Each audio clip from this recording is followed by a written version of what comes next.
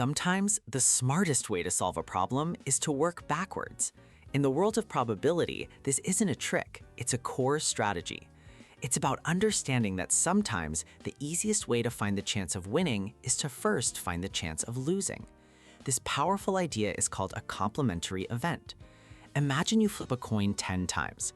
What's the probability you get at least one head?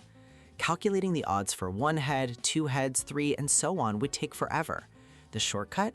The only outcome that isn't at least one head is getting 0 heads. Find the tiny probability of that one scenario, subtract it from 100%, and you're done. That's the not rule. If the chance a train is late is 12%, the chance it's not late is simply 88%. Now, let's shift gears to events that can't happen at the same time. These are called mutually exclusive. When you roll a single die, you can't get a 1 and a 6 on the same toss. There's 0 overlap.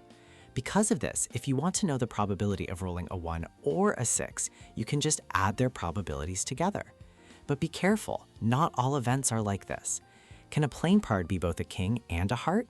Absolutely, the king of hearts. Those events are not mutually exclusive because they can happen together. The key question is always, is there an overlap? When you combine these ideas, you get a complete toolkit.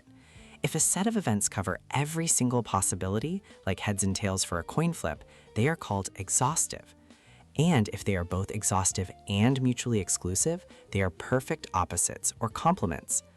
Mastering this logic, the not rule and the no overlap rule, turns complex probability puzzles into simple addition or subtraction. It's about thinking smarter, not harder, and seeing the whole picture by understanding its parts.